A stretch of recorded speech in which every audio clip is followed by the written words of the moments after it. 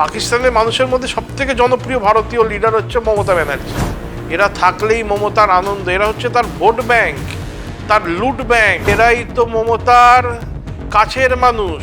তৃণমূল মানে হচ্ছে নেতারা যারা আছে তাদের গদি টিকিয়ে রাখার জন্য তারা পাকিস্তানিও হতে পারে, তারা বাংলাদেশিও হতে পারে। কলকাতার আশেপাশের জায়গা খালি হয়ে যাচ্ছে, বিভিন্ন মিডিয়া, বিশেষ করে সোশ্যাল মিডিয়াতে আমরা জানতে পারছি। কিন্তু আমার কাছে যেটা গ্রাউন্ডের খবর আছে যে দুটো জিনিস, এক এরা এলো কোথা থেকে, তো ন্যাচারাল এরা পালিয়ে যাচ্ছে মানেই এরা বেআইনিভাবে বিদেশ থেকে এসছে। এরা হচ্ছে বাংলাদেশি মুসলমান এবং আরাকান থেকে আসা ভায়া বাংলাদেশ রোহিঙ্গা মুসলমান। তো এরা সেই রোহিঙ্গাই যারা মায়ানমারে লক্ষ লক্ষ বুদ্ধিস্টদের ওপর অত্যাচার করেছিল, আক্রমণ করেছিল, বাধ্য করেছিল তাদের এই রোহিঙ্গাদের বিরুদ্ধে, যার ফলে ওখানকার বুদ্ধিস্ট যারা মঙ্ক তারা অ্যাকশন নিয়েছিল। এরা সেই রোহিঙ্গা যারা ভারতে ঢুকেছে একটাই মানসিকতা নিয়ে, ইন্টেনশন নিয়ে, ভারতবর্ষকে একটা ইসলামিক স্টেট বানাবার জন্য, এখানকার কাফের হিন্দুদের ক্ষতি করার জন্য। এখন কলকাতার আশেপাশের বহু এলাকা আমরা দেখছি ফাঁকা হয়ে যাচ্ছে। এটা ওদের একটা স্ট্র্যাটেজি। যেখানে এসআইআর হচ্ছে সেখান থেকে ওরা চলে যাচ্ছে, যেখানে এসআইআর এখন হচ্ছে না। এসআইআর হয়ে গেলে আবার এরা ফিরে আসবে। কিন্তু এরা যে চলে যাচ্ছে, এরা যদি পার্মানেন্টলি চলে যায়, এটা ভারতবর্ষের জন্য ভালো, পশ্চিমবঙ্গের সনাতনী হিন্দু জনগণের জন্য ভালো। তার কারণ হচ্ছে এই যে বাংলাদেশ থেকে আসা এবং আরাকান মায়ানমার থেকে আসা মুসলিমরা, এরা এখানকার আমাদের ভারতের পশ্চিমবঙ্গের যারা ভূমিপুত্র আছে, যারা বাসিন্দা আছে, যারা এখানকার আসল নাগরিক, এদের জীবিকার ওপর এরা লাথি মারছে। আমাদের ছেলে মেয়েদের যেই রোজগারের অপরচুনিটি, সেগুলো এরা এসে ধ্বংস করছে। খুব পরিকল্পনার সাথে এরা কাজ করে যাচ্ছে। এরা এখন গিয়ে বিভিন্ন, যেখানে এসআইআর হচ্ছে না সেখানে গিয়ে গা ঢাকা দিচ্ছে। কেউ কেউ অল্প, খুব সংখ্যায় কম, কেউ কেউ বাংলাদেশেও পালিয়ে যাচ্ছে, পালিয়ে যাওয়ার চেষ্টা করছে, কিন্তু তার সংখ্যাটা কিন্তু খুব কম। এরা বেশিরভাগই ওই রাজ্যগুলোয় যাচ্ছে যেখানে এসআইআর হচ্ছে না। এরাই তো মমতার কাছের মানুষ, এদের জন্যই তো মমতার মনটা কাঁদে। এরা চলে গেলে মমতার কষ্ট, এরা থাকলেই মমতার আনন্দ। এরা হচ্ছে তার ভোট ব্যাংক, তার লুট ব্যাংক। লুট হচ্ছে যেখানে যেখানে, সেখানেই এদের ভূমিকা। এরা হচ্ছে সেই স্টোন ম্যান, যারা সাধারণ হিন্দুরা যখন রামনবমীর শোভাযাত্রা বের করে, এখানকার স্থানীয় জেহাদিদের সাথে হাতে হাত মিলিয়ে এই বাংলাদেশি এবং রোহিঙ্গা যারা আছে তারা হিন্দুদের ওপর পাথর মারে, বোম মারে। এরাই তো সেই কাজটা করে। হিন্দুদের মধ্যে আতঙ্ক ঢোকাবার কাজটাই তো এরা করছে এখানকার স্থানীয় জিহাদিদের সাথে হাতে হাত মিলিয়ে। আর এদেরকে এখানে থাকার যে সুব্যবস্থা করে দিয়েছে সেটা হচ্ছে স্থানীয় এখানকার জিহাদিরা, যারা এক সময় পাকিস্তানের দাবি তুলেছিল। স্বাধীনতার আগে পাকিস্তানের দাবি এই ভারতেরই থাকা জিহাদিরা তো তুলেছিল। সবাই তো আর পাকিস্তানে ফিরে যায়নি, তার 90% এখানেই রয়ে গেছে। যারা এইখানকার তারা এখানেই রয়ে গেছে। তো এদের মনের ভেতর এখনো পাকিস্তান পাকিস্তান পাকিস্তান করে এরকম বহু মানুষ এখানে আছে। মমতা ব্যানার্জি আজকের দিনের পাকিস্তানের মুখ্যমন্ত্রী নয়, কিন্তু ওনার স্বপ্ন হচ্ছে যে জাসিমউদ্দিন রহমানির মতো মানুষের সাথে হাত মিলিয়ে এটাকে একটা গ্রেটার বাংলাদেশ কিংবা গ্রেটার ইসলামিক স্টেট করার ওনার স্বপ্ন, কিংবা ওনার একটা ভূমিকা এতে থাকছে। এটাকে অস্বীকার করা যাচ্ছে না। তার কারণ আমরা দেখেছি আল্লামা ইকবাল, যে মুসলিম লীগের একটা বড় স্টলওয়ার্ট ফিগার ছিল, তার নাতিকে নিয়ে এসে মমতা বন্দ্যোপাধ্যায়ের এই রাজ্যে তাকে সম্মান জানানো হলো, তাতে মমতা বন্দ্যোপাধ্যায়ের উপস্থিতিতে। তো সেখানে মমতা বন্দ্যোপাধ্যায় এবং একটা সমীক্ষা এটাও এসেছে যে পাকিস্তানে সবথেকে ভারতীয় জনপ্রিয় মানুষ হচ্ছে, নেতা হচ্ছে, পলিটিক্যাল নেতা হচ্ছে মমতা বন্দ্যোপাধ্যায়। পাকিস্তানের মানুষের মধ্যে সবথেকে জনপ্রিয় ভারতীয় লিডার হচ্ছে মমতা ব্যানার্জি। তাহলে এখান থেকে পরিষ্কার হচ্ছে কে প্রো পাকিস্তান আর কে ন্যাশনালিস্ট। কিন্তু মমতা বন্দ্যোপাধ্যায়কে এরা মানে যারা জেহাদি তারা মমতা বন্দ্যোপাধ্যায়কে ইউজ করছে এবং মমতা বন্দ্যোপাধ্যায় খুব আনন্দের সাথে নিজেকে ব্যবহার হতে দিচ্ছে।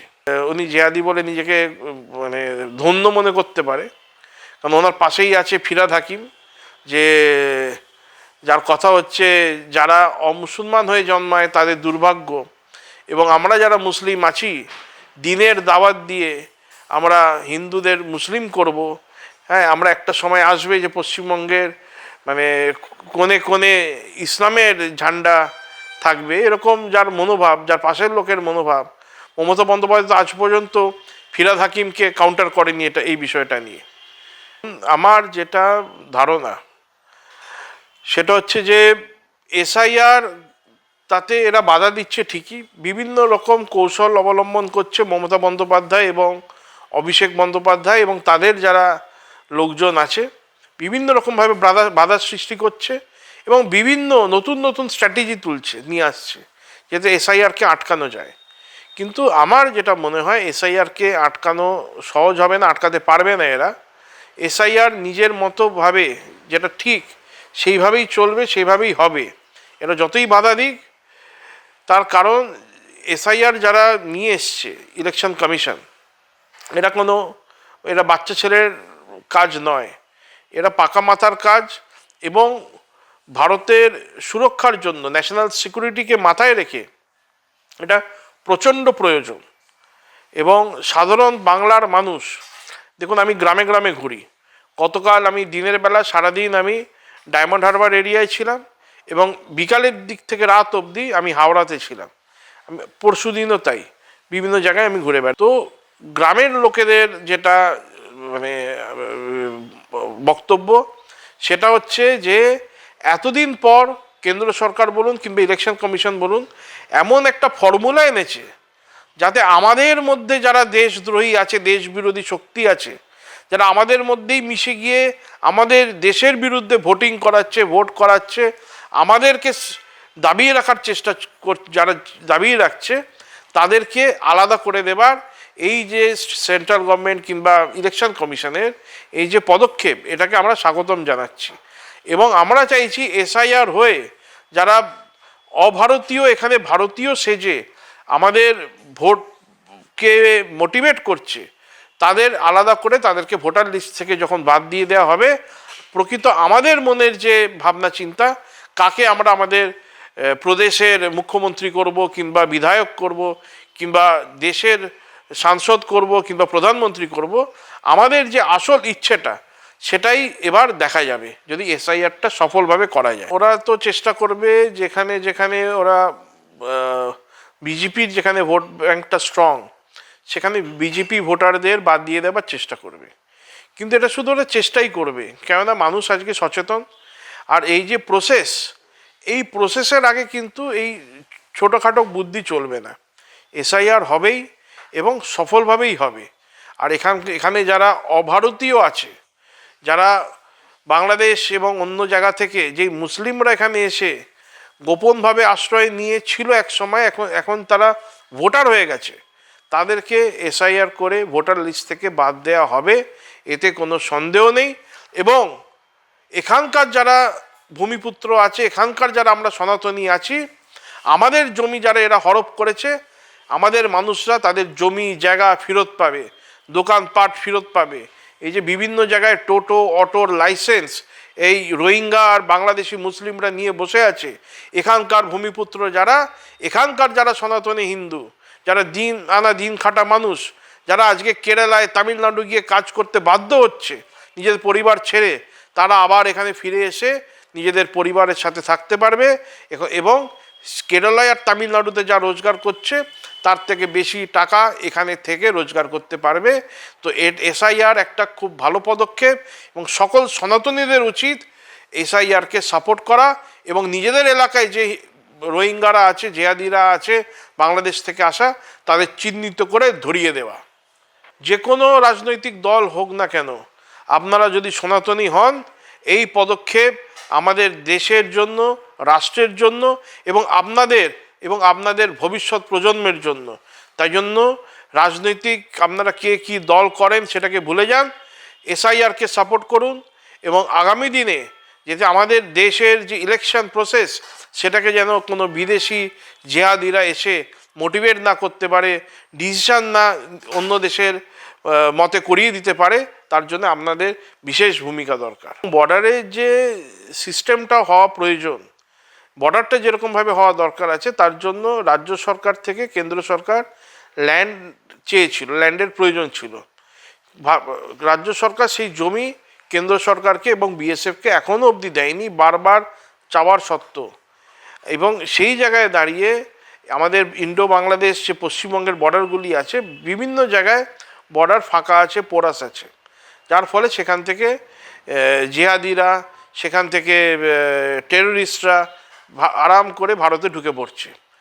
কোনো মানে আর এখানে আসার পর তৃণমূলের যারা এজেন্ট আছে, প্লাস এখানকার যারা জিহাদি আছে, তারা তাদেরকে বিভিন্ন রকম ডকুমেন্টস বেআইনিভাবে পাইয়ে দিতে সহযোগিতা সাহায্য করছে। এবং এখানকার পুলিশ টোটালি স্পাইনলেস, মেরুদণ্ডহীন হয়ে গেছে, এবং তারা সম্পূর্ণভাবে এই দেশ বিরোধী শক্তি যারা, তাদেরকে মদত করছে। তাহলে আজকে এরকম সম্ভব নয় যে এত লক্ষ লক্ষ রোহিঙ্গা, এত লক্ষ লক্ষ বাংলাদেশ থেকে জিহাদিরা এসে পশ্চিমবঙ্গে আধার কার্ড, ভোটার কার্ড করে নিয়েছে, এখানকার ভূমিপুত্র যারা তাদেরকে লাথি মেরে অন্য রাজ্যে পাঠিয়ে দিচ্ছে, এবং এখানে সেই বাংলাদেশি আর রোহিঙ্গারা বিভিন্ন রকম কাজ কারবারের সাথে যুক্ত হচ্ছে এবং এখানকার মানুষদের বঞ্চিত করছে। তৃণমূল মানে হচ্ছে, নেতারা যারা আছে তারা হচ্ছে তাদের গদি টিকিয়ে রাখার জন্য তারা পাকিস্তানিও হতে পারে, তারা বাংলাদেশিও হতে পারে, তারা ভারত বিরোধী যে কোনো কাজ করতে পারে গদি টিকিয়ে রাখার জন্য, সেটাই প্রমাণ হচ্ছে। এবং তৃণমূলের যারা ধরুন সনাতনী সাপোর্টার আছে, তারা নিজেদের ভবিষ্যৎটা কি হতে চলেছে বুঝতে পারছে না, সেই বোঝার শক্তিটা হয়তো তাদের হারিয়ে গেছে। তাই জন্য আমি তাদেরকে আবেদন করব যে আপনারা শুধু কন্যাশ্রী কিংবা কোনো ভাতাকে মাথায় রেখে রাজনৈতিক কোনো ডিসিশান নেবেন না, নিজেদের ছেলে মেয়েদের ভবিষ্যৎটা দেখুন, সেটা দেখে ডিসিশানটা নিন। যে আজকের দিনে যদি এত সংখ্যায় বাংলাদেশি মুসলিম ভারতে ঢুকে পড়ে এবং তারা তৃণমূলকে সাপোর্ট করছে, আগামী দিনে এখানে যখন ইসলামিক স্টেট যখন হবে, আপনার ছেলে মেয়েদের ভবিষ্যৎ কী হবে? আমার কাছে বহু মানুষ এরকম আসে যারা তৃণমূলের সাথে যুক্ত, তৃণমূলের ঝান্ডা নিয়ে হয়তো কখনো মিছিল করেছে, তৃণমূলের হয়তো কোনো না কোনো জায়গায় তারা কাজ করছে, তাদের বাড়ির মেয়েকে নিয়ে যখন জিহাদিরা চলে যাচ্ছে, সে থানায় গিয়ে সে কোনো রেজাল্ট পাচ্ছে না, তৃণমূলের পার্টি অফিস নেতা নেত্রীর কাছে গিয়ে রেজাল্ট পাচ্ছে না, তারা এখানে আসছে। এরকম একটা নয়, বহু কেস আছে, বহু কেস আছে, একটা নিয়ে অনেক উদাহরণ আছে। সেই লোক তৃণমূল করে, তার মেয়েকে নিয়ে জিহাদিরা চলে গেছে এবং এখানে এসে তারা টোটাল সারেন্ডার করছে যে আমার মেয়েকে যদি আপনারা উদ্ধার করে আনতে পারেন খুব কৃতজ্ঞ হব। এবং আমরা পুলিশ এবং প্রশাসন থেকে, আমাদের দল থেকে কোনো সহযোগিতা এবং সাহায্য পাচ্ছি না। তার মেয়েকে নিয়ে জিহাদিরা চলে গেছে লাভ জিহাদ করে, তারা যখন থানায় যায় পুলিশ তাদেরকে নিয়ে হাসাহাসি করে, তাদের থেকে টাকা নেয়, তাদের থেকে গিফট নেয়, কিন্তু তাদের মেয়েকে ফিরিয়ে আনে না। এটা হচ্ছে পশ্চিমবঙ্গের পুলিশ, মেজরিটি অফ পশ্চিমবঙ্গের পুলিশ নেচারটাই হচ্ছে আজকের দিনে এরকম।